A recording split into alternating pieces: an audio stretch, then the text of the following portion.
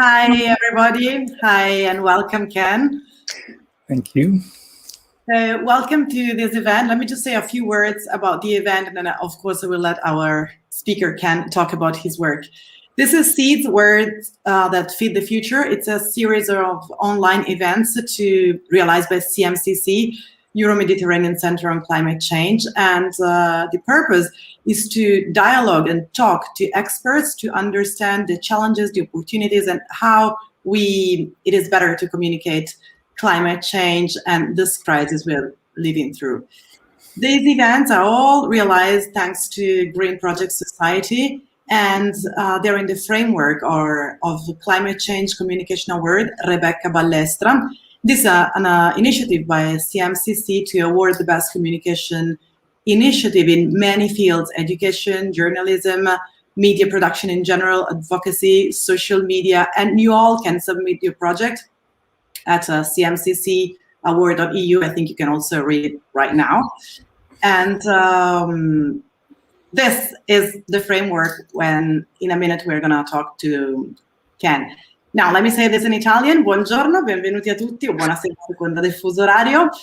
Questa appunto è una serie di eventi per parlare di tutte le sfide, dei problemi, delle criticità che ci sono legate al cambiamento climatico, ma soprattutto al modo in cui bisogna raccontarlo e farlo arrivare al più grande pubblico possibile, con più strumenti possibile per capirlo e quindi cambiare i propri comportamenti. Abbiamo qui un esperto, Ken Weiss, al quale potremo fare domande via Facebook, via YouTube, in tutti i modi possibili, e lui risponderà dopo una presentazione.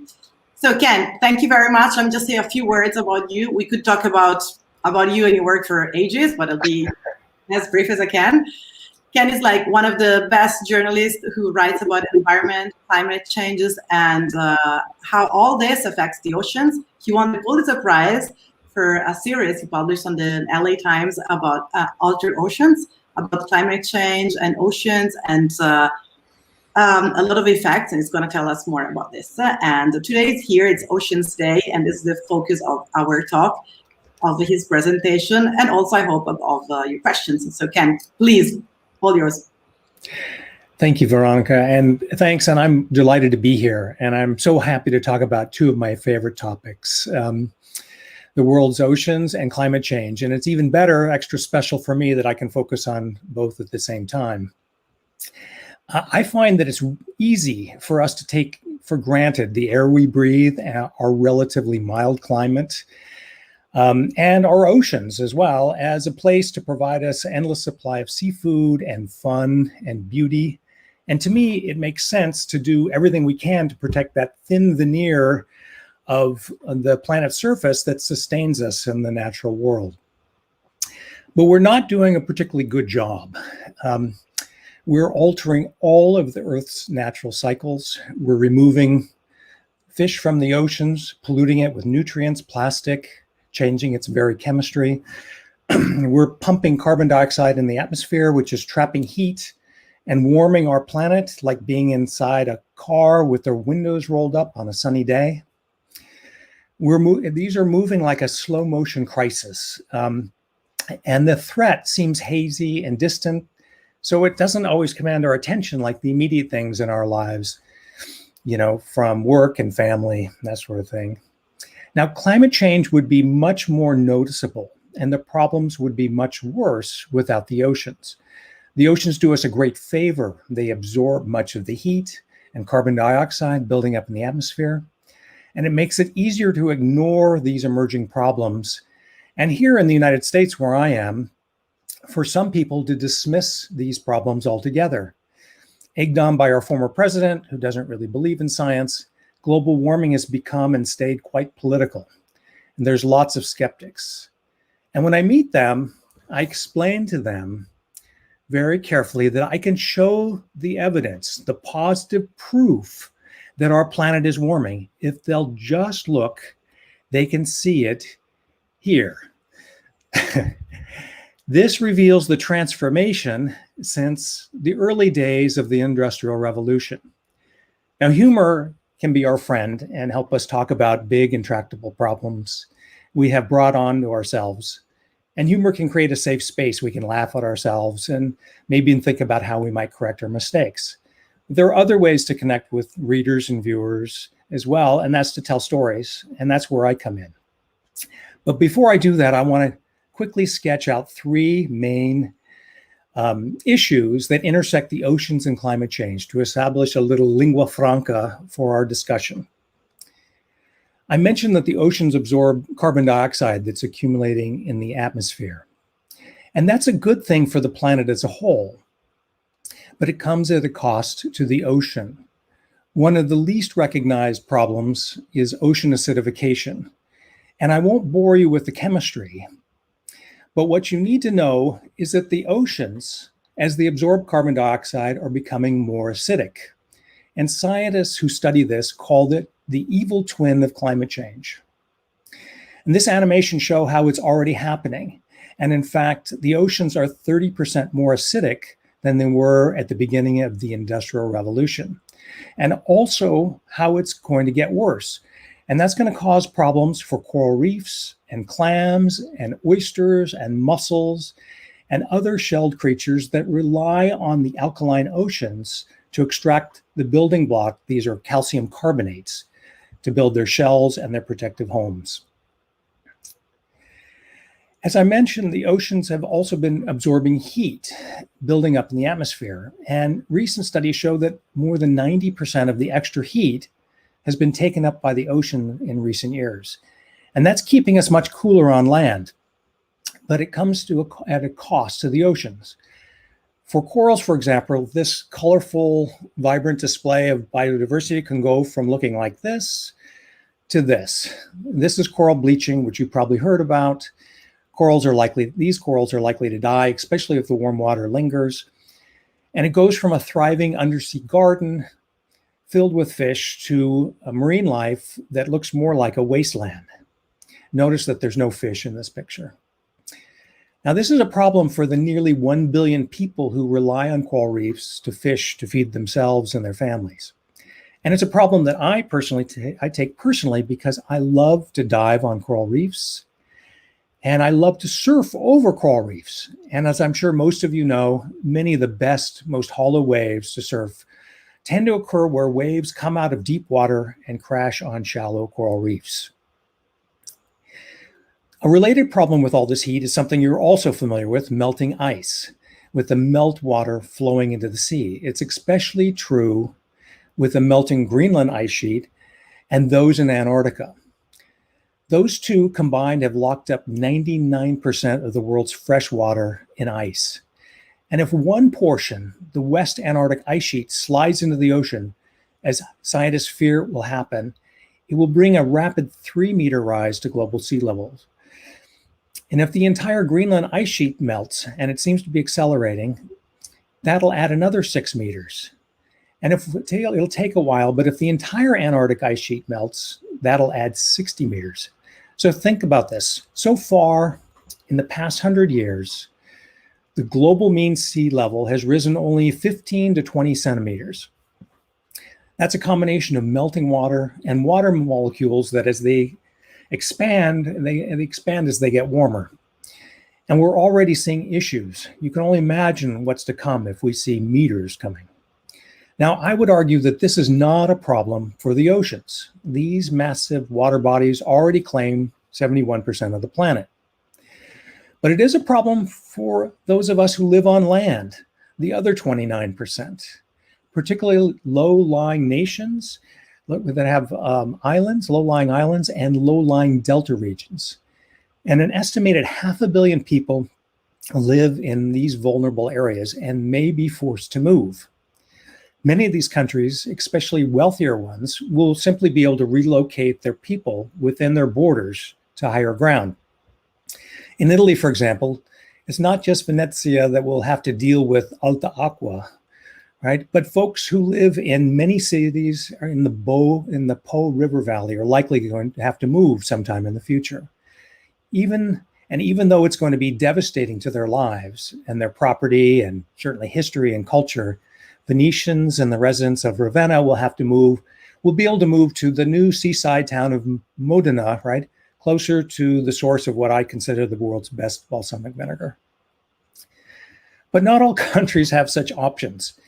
there's not that much higher ground to retreat to in places like Bangladesh. And one former Bangladeshi army general told me that he believes climate change will bring on the biggest mass migration of humans in history.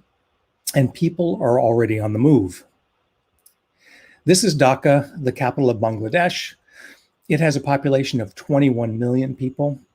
It's one of the world's most densely packed megacities, and tens of thousands of people are arriving every month from the south of the country. They tend to come in waves after cyclones destroy their homes.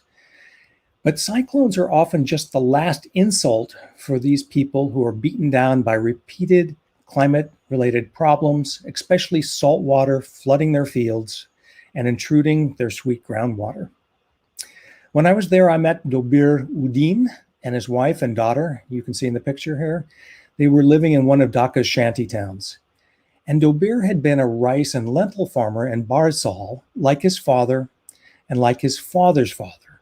And Barisal is in the south, and it's flat and green, and the fields just stretch out like a green pool table, and it's bottomland nourished by the water and the sediment washing down from the Ganges and the Brahmaputra rivers.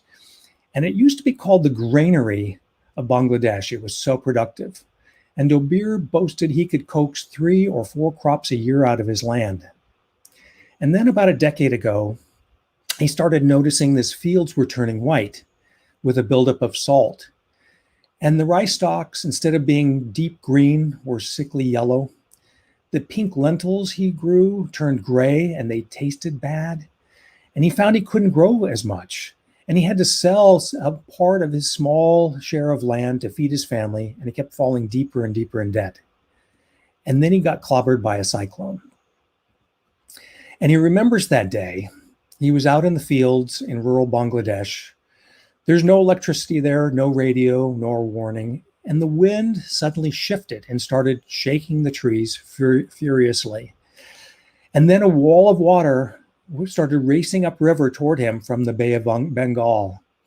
And he took off on a dead run for the house, and the water beat him to it.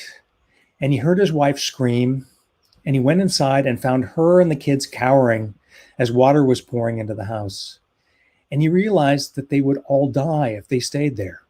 So he put his youngest child on his shoulders, and he tucked another kid under his arm and grabbed his wife's hand. And she held onto the eldest son, and they waded across the floodwaters to a local school, which was built on a pile of sediment, which has become the de facto shelter for the area. The family stayed there for 4 days, and no help came, no food, there was no water. And his eldest, his only son, Abul, was so thirsty, he couldn't stop himself. He drank some of the contaminated water swirling around this refuge site, and he got sick. And Dobir and the family were helpless, watching him get sicker and sicker. And 4 days after this killer storm, he died of cholera. Now, Dobir had been through cyclones before, and he rebuilt, but this time he didn't have the strength to do it again.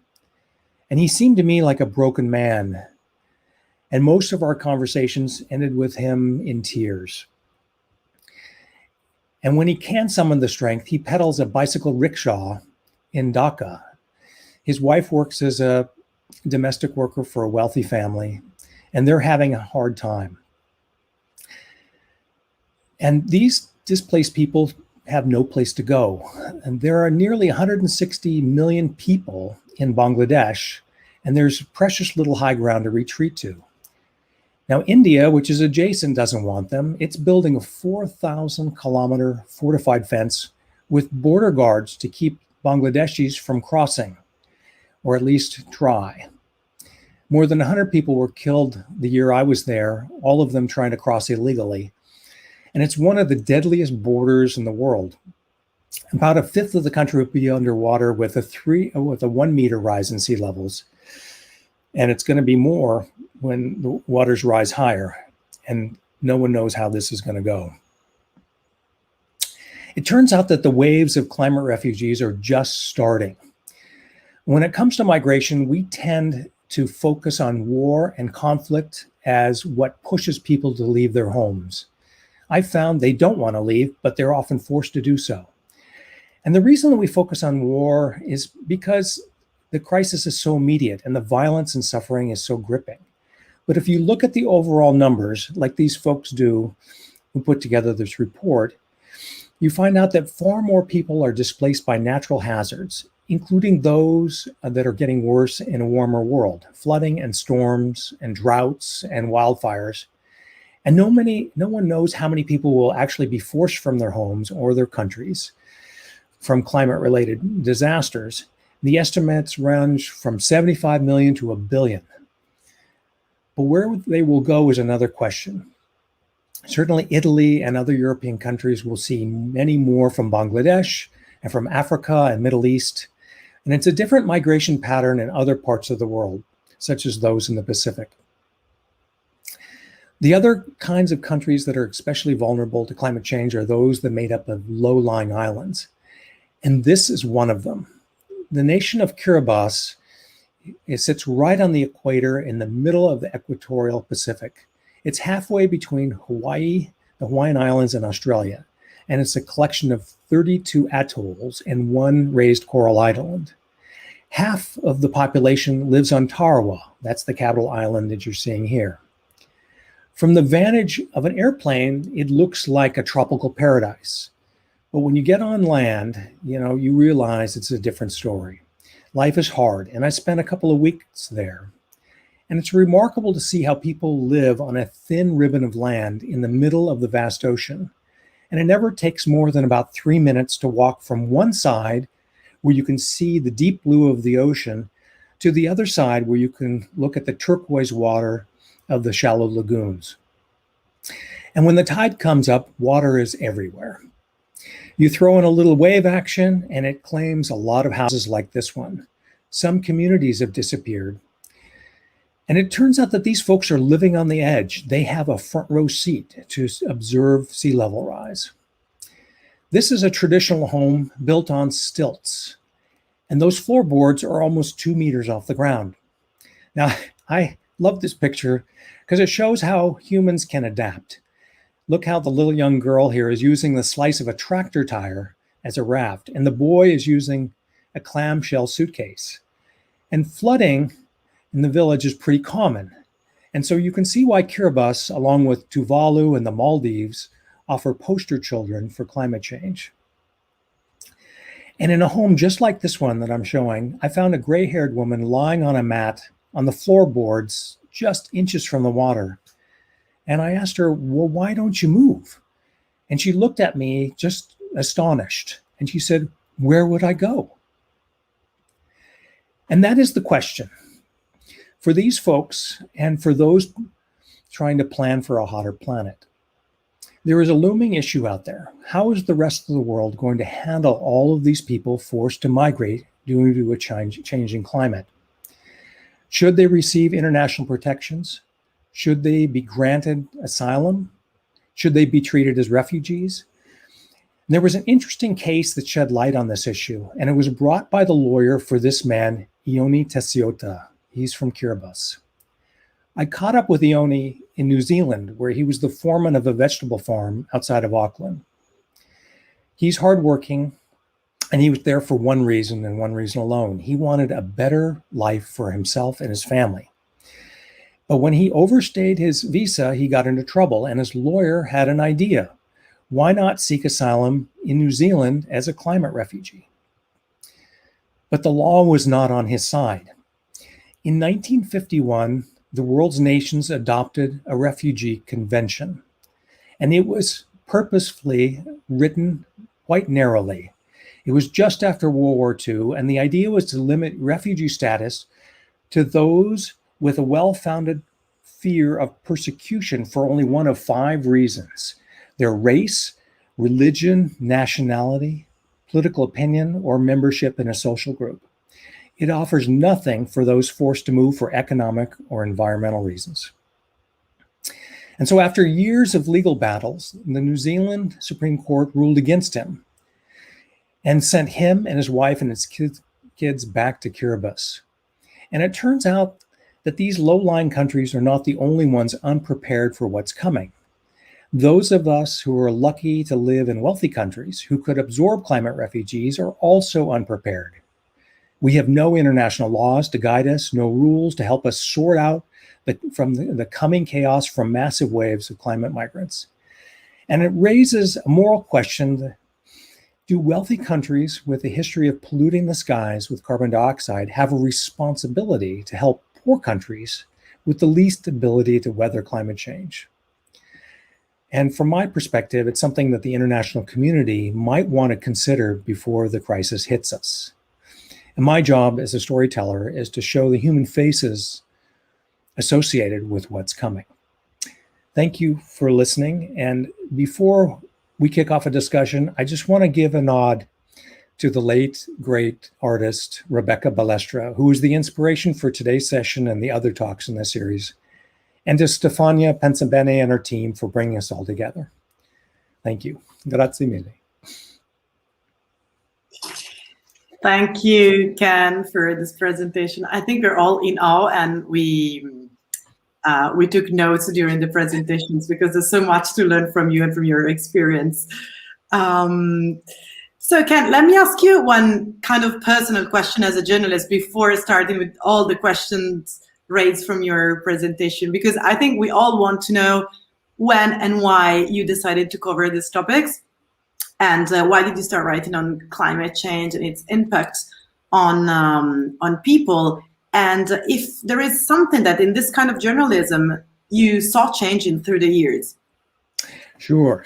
Well, I love writing about the oceans because it's my happy place. And when I get to go to some exotic locale and get in the water, that is my sweet spot. And over the years, I have written a lot about climate change, and mostly, quite honestly, about nature, about dying coral reefs, polar bears and penguins, and all the charismatic megafauna I can find. But I found that editors have gotten tired of those stories. They all are sort of dismal. They all sound a little similar to them. And so I found, let me try different things. And I thought it was important to try to put a human face on climate change. And I started realizing that it's not just going to affect creatures or other animals, but it's going to affect us. And I find that editors are, believe it or not, humans, and they like to read about our own species. So that's worked out fairly well for me. And I think it's important because it's a very important topic that we have yet to address. Most definitely. And since it's Oceans Day, I would like to start from here. Because you extensively wrote about oceans and the impact of the human actions. So I just want to take one line of one of your articles and turn this into a question, because in one article there was this question like about a specific place, Kiribati, that you talked about during your presentation, and one of the protagonists of the article, one interviewee, was asked how long do we have, and the answer was like, oh, your children won't grow old here. So my question for you is, it like, I think it's the most difficult question actually, but like thinking of the impact of climate change, how much do we have to try to reverse this trend that you were explaining during your presentation, or like, do we still have time to do so? Yeah, I'm not sure I can really say. I think that's the big question. How much time do we have left? I mean, I know scientists have been talking about this a lot. They think that things are reversible, but that we're running out of time. And it depends on where you live, of course. I mean, if you live in some countries, you're much more exposed than others. But it seems like it would have been better if we started taking action 20 years ago, but there's no time to waste. Okay, there is no time to waste, but how can we use the time we have at best? Which I think that maybe it's also an opportunity for us as human beings, as citizens, as people in the world, instead of maybe waiting for new rules from politicians or from a new framework in which we have to change our behavior. How can we start if we had to start now, like all of us in our different countries, different kinds of lives. What do you think? Yeah, I think we can all play a part, and I have been very impressed with folks who live in Europe, how they've really worked hard to try to reduce their carbon emissions, doing a much better job than most other places on the planet. And I think individual action can be helpful. You can ride a bike or take the bus instead of driving your own car, sort of thing. But ultimately, I think what's going to happen and going to be required is for people to use the power of their vote to vote in politicians who will help change some of the big things that we need to have done. We need to change our power plants and steel mills and this sort of thing, and create something where it's actually massive change, not just individual action. Yeah, that most definitely, as citizens, we should go through all this.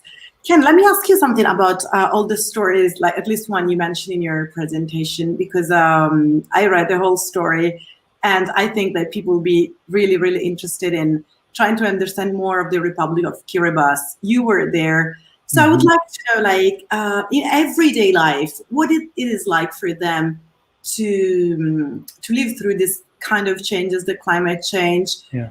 And you showed us pictures, but did they replan their everyday life, and what kind of lesson did they learn and they put into practice? And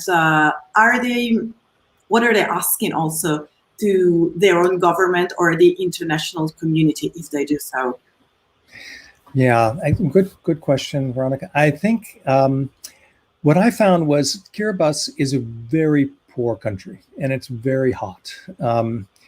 And that people really are just focused on getting by one day after the next. And so they aren't thinking about the big questions that we have the luxury of thinking. They're just trying to figure out, will they have enough food to feed their family the next day? I mean, I've been in a lot of poor places, and this is as poor as some of the slums in India and elsewhere. It's really something. So, they have adapted over the years. I showed, how they have houses on stilts and things like that. And, they have done some retreating from the coastline, but there's not very far to retreat to. As I showed, these are thin strips of land.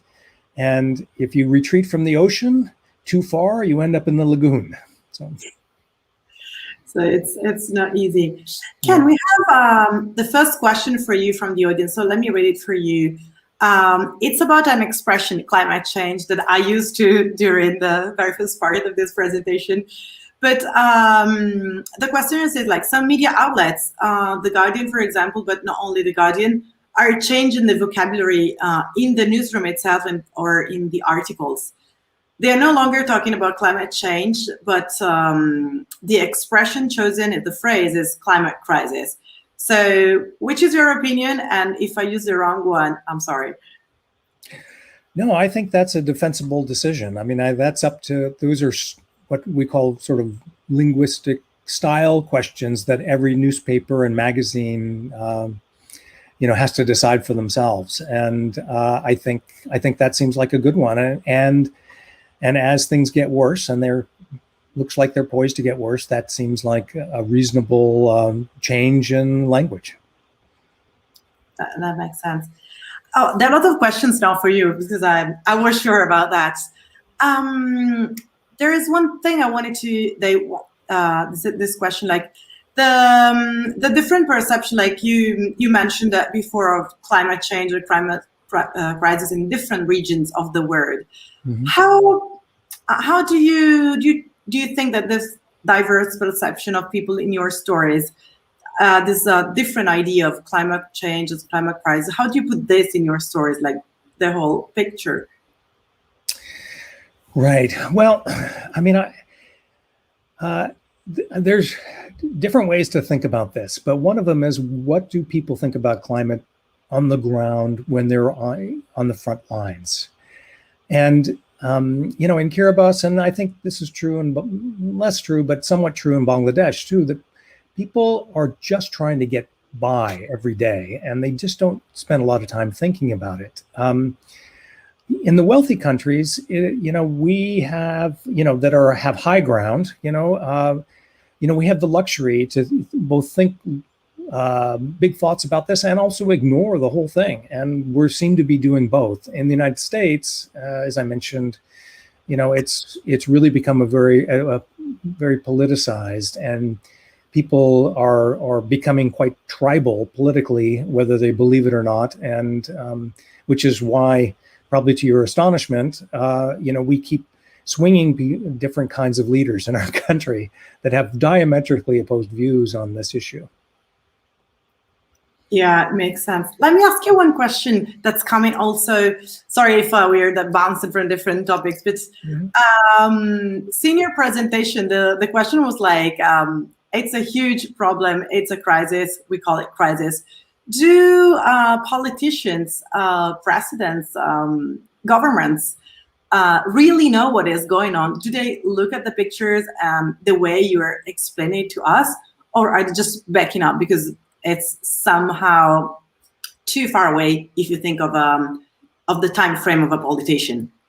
Right. I think you nailed it on the last bit. That in my experience, and I spent a lot of time as a reporter in Washington, D.C., covering our nation's capital, that politicians tend to think on a very short-term basis. And this is a long-term problem.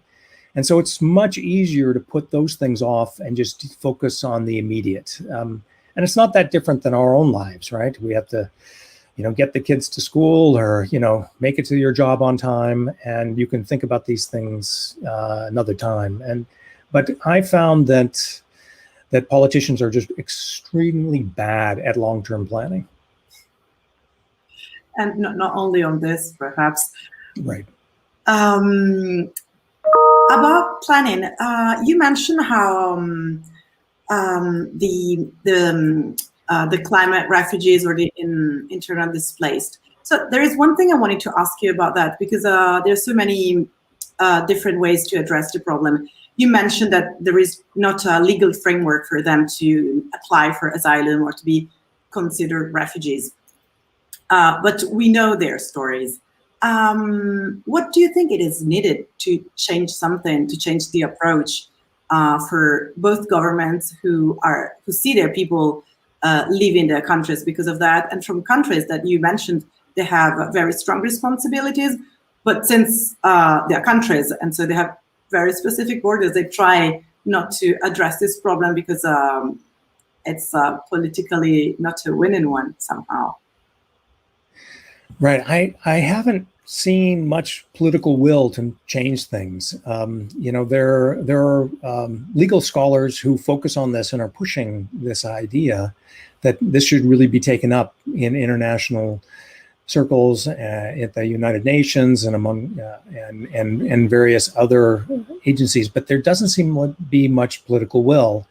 There's already a lot of migration pressure in developed countries, and that becomes another political issue that most politicians want to avoid and certainly don't want to think about over the long term. And in the developing countries, I think those that are the most exposed to climate change, I think they really would like to be able to, take care of their own if they can, but they also have very limited resources. So, but that's a difficult ask all the time, to be asking for money. So this is sort of the kinds of debates you see at these climate talks that happen every year, and I think will continue for quite a while. Yeah, most definitely. Let's stay in this topic, like climate refugees, because you wrote many stories. You mentioned Yuna Tesyota, but as far as I understand, you also were displaced from your own home by climate change. Okay, it's different. We all know that. You're going to explain this to us. But your friends call you a climate refugee. Yeah. So I wanted to ask you, what happened? How did you react to that, knowing all you know about this specific subject? And when, more seriously, when is it correct to call someone a climate change refugee? So right. Yeah. I don't think I'm technically was a climate change refugee. In that, to be a refugee, you actually have to leave your country. Otherwise, you're what they call a displaced person. And what happens, I live in California, and you probably see on the news from time to time that we have very ferocious wildfires. And a couple of years ago, we had one that came tearing through the hills where I live near Santa Barbara, California. And authorities forced us from our homes for 9 days so that we didn't die in this fire. I was very lucky.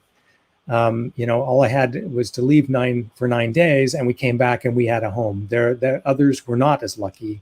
But this is a story that's happening a lot in California and will continue as we get hotter and drier. And this year is exceptionally, we're entering a second year of drought, and it looks like we're going to have a real problem this year again. Yeah, and it looks like every year it's getting like worse somehow. Ken, let's go back to the oceans a little bit, because we have lots of questions about the oceans. I will start with this one because you mentioned, of course, all these problems, but you also, I would like to ask you to explain a little bit more about the problem that there is in these places, islands, and in these countries you mentioned. It's not only a problem of the ocean itself, but there's also a problem with sweet water. Is that right?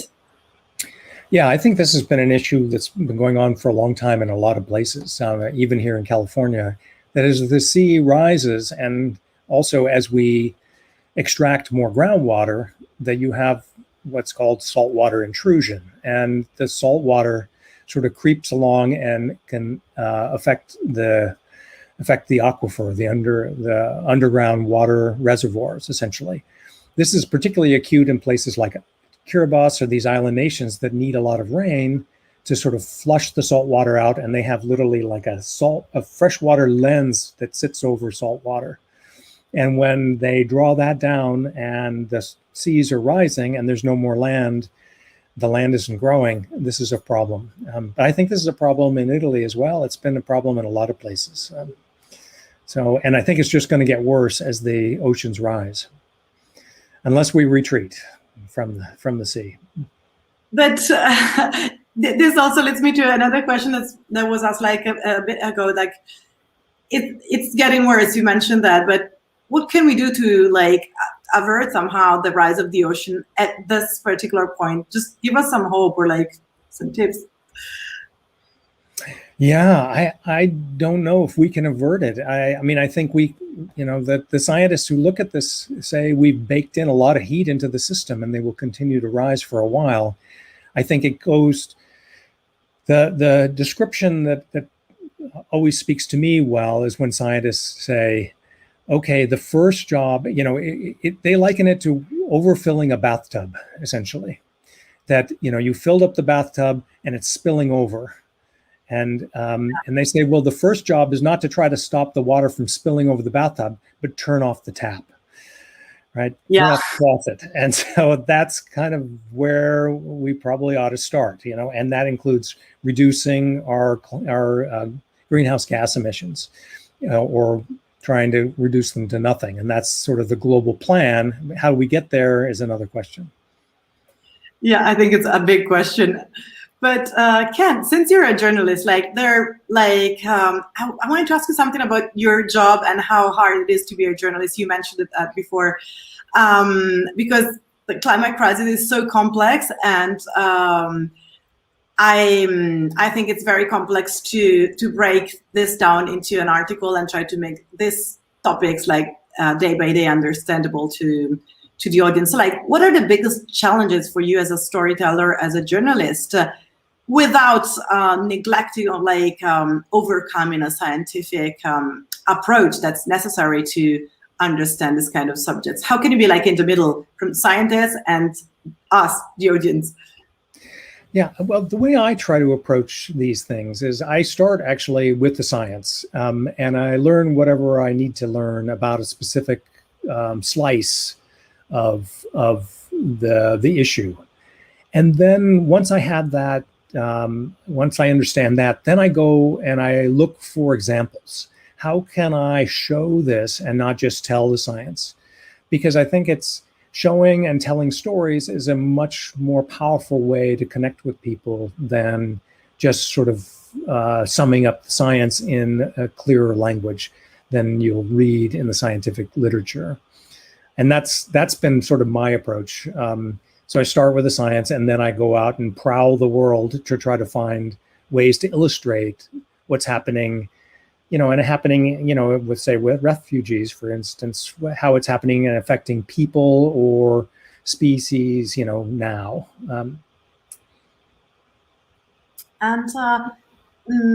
Talking about communication, like the younger generations seem very interested in these topics, and they're very active in promoting a change of habits or in studying and understanding, and then talking about the issue. So I wanted to ask you,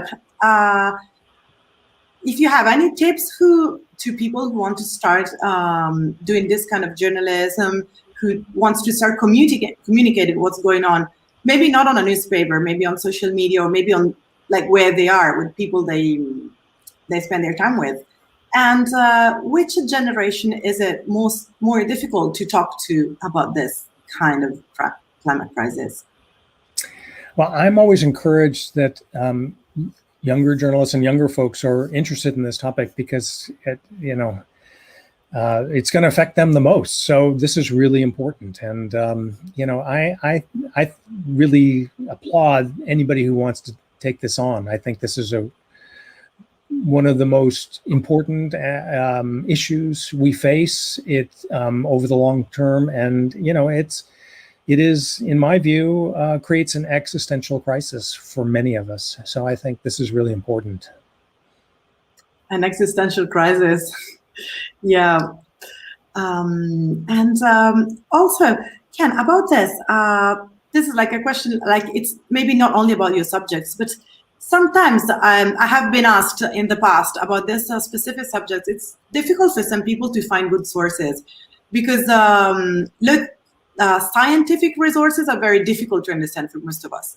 And sometimes, like you said, politicians or leaders in general want to use this kind of topics for their own agenda. So it's hard for people to get to the real information, to the source itself.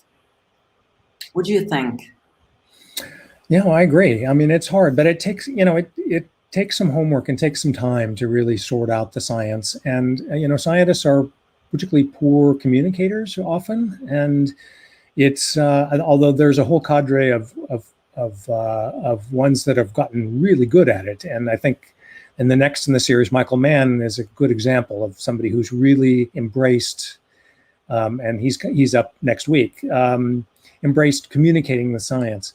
But I think, as journalists, it's really helpful to absorb the science, try to understand it, distill it, and then try to explain it as best we can. But even more importantly, try to find examples to show it. And I think that's really critical. And so that people understand it and also not just think about it in their head, but feel it in their heart. Yeah, well, that's true. Probably it's true for all kinds of subject that a journalist or someone needs to approach. I would like to go back to one bit of your presentation that goes back to Bangladesh. Bangladesh is one of the countries where Italy saw, at least in the past years, loads of immigration. So I wanted to ask you more about the situation there, especially because when you mentioned, let's say, one of your interviewees, he said he saw his place changing with his own eyes, and then he had to make a move.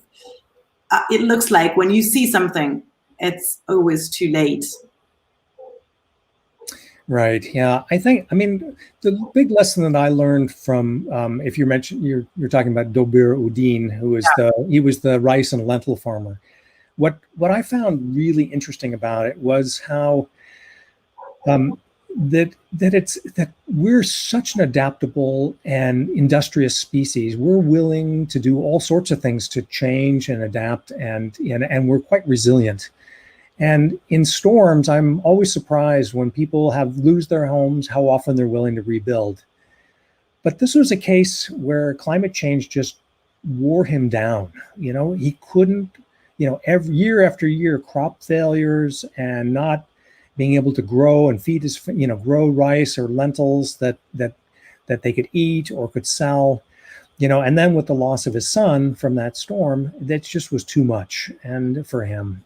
And so it's not just these cataclysmic events, but it's the slow grind of problems that wear people down. And I think that's true of drought and multiple wildfires and things like that, but also saltwater intrusion and and other things just basically over time really can wear us down, so we can't continue on.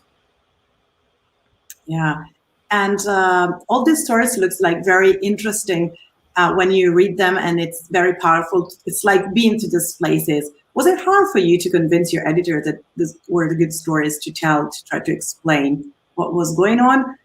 Even if you're a very experienced journalist, you a Pulitzer Prize winner, I just wanted to try hard to convince, because at least in Italy, we don't have a lot of articles of this kind. And also it's very expensive to go to places. So I just wanted to know like a bit of the backstage of your work. Yeah, sure. Yeah, I think it's always hard to persuade editors to do anything out of what's easy. And they often don't know what they want until they see it. And then, so my job is to sort of basically demand that they read this and dare them to not want it, because these stories, because I try to make them so compelling. And you're right, Veronica, about the cost of going places, and you're getting to the existential crisis of the news media, which is we have very little money anymore to do these kinds of stories. I have been very fortunate in my career and was able to go to a lot of interesting places, but with the drop in conventional media with big budgets and to send people, there's also this rise, a very encouraging rise of what I call nonprofit journalism.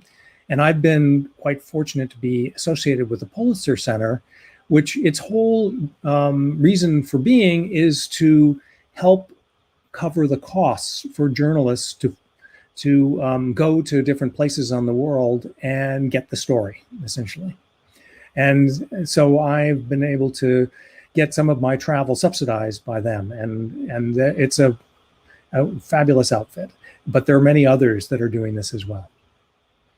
Yeah, this is probably a way to overcome the problem, because there is so much needed to this kind of like in-depth journalism, but very few media outlets are willing to pay for it, or also to give you the time, because also time is crucial. Right. There is this faster journalism that it's very against the kind of information you're giving us through all this kind of articles. They're also very long, and it's something like it's very unusual for lots of media outlets. Very long. You sound like an editor, Veronica. No, I thought someone editors. Yeah, editors always want things shorter.